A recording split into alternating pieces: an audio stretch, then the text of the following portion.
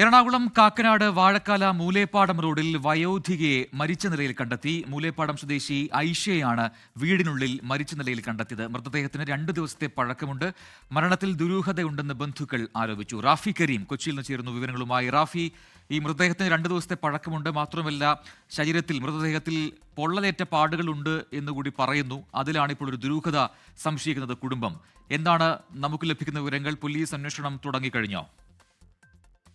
തീർച്ചയായും പോലീസ് അന്വേഷണം ആരംഭിച്ചിട്ടുണ്ട്. മൂലേപ്പാടത്ത് ഇന്ന് രാവിലെയാണ് ഈ ഐഷ ബീവിയുടെ മൃതദേഹം കണ്ടെത്തിയത്. 2 ദിവസമായി ഐഷ ബീവിയെ പുറത്തേക്ക് കണ്ടിരുന്നില്ല. തുടർന്ന് ഐഷ ബീവിയുടെ ബന്ധുക്കൾ ഈ ഐഷ ബീവിയുടെ വീട്ടിൽ അകത്ത് പ്രവേശിച്ച് പരിശോധന നടത്തിയപ്പോഴായിരുന്നു മുറിയിൽ മരിച്ച നിലയിൽ കണ്ടെത്തിയത്. തുടർന്ന് ഈ ബന്ധുക്കൾ മൃതദേഹം സംസ്കരിക്കാനുള്ള ശ്രമം നടത്തിയിരുന്നു. ഇതിന് പിന്നാലെ ഈ മൃതദേഹത്തിലെ മുറിവുപാടുകളും ഒപ്പം തന്നെ പൊള്ളലേറ്റ പാടുകളും കണ്ട മറ്റു ബന്ധുക്കളാണ് ഈ പരാതി നൽകിയത് പോലീസിൽ. ഉടൻ തന്നെ പോലീസ് സ്ഥലത്തെത്തി മൃതദേഹത്തിൽ ഇൻക്വസ്റ്റ് അടക്കമുള്ള നടപടികൾ പൂർത്തിയാക്കിയിട്ടുണ്ട്.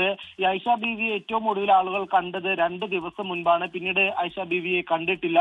മൃതദേഹത്തിനും 2 ദിവസത്തെ പഴക്കമുണ്ട് എന്നുള്ളതാണ് നിലവിൽ പുറത്തു വരുന്ന വിവരങ്ങൾ. ഒപ്പം തന്നെ ഐഷ ബീവി ഒറ്റയ്ക്ക് താമസിക്കുന്ന ഒരു സ്ത്രീയാണ്. തൊട്ട് സമീപത്തുള്ള വീട്ടിൽ ബന്ധുക്കൾ താമസിക്കുന്നുണ്ട്.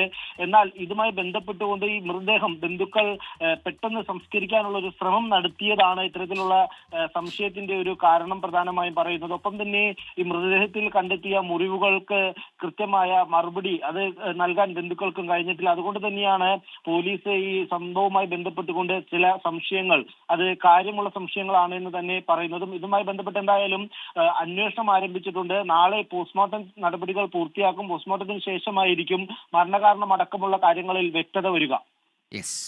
റാഫി കരീമാണ് വിശദാംശങ്ങൾ നൽകിയത് കൊച്ചിയിൽ നിന്ന്. ലോകത്തെവിടെയായാലും ഏത് സമയത്തും 24 വാർത്തകളും ഓഗ്മെന്റഡ് റിയാലിറ്റി പാക്കേജുകളും എക്സ്പ്ലെയിനറുകളും വിശദമായി കാണാൻ ഞങ്ങളുടെ യൂട്യൂബ് ചാനൽ നിങ്ങൾക്ക് സബ്സ്ക്രൈബ് ചെയ്യാം.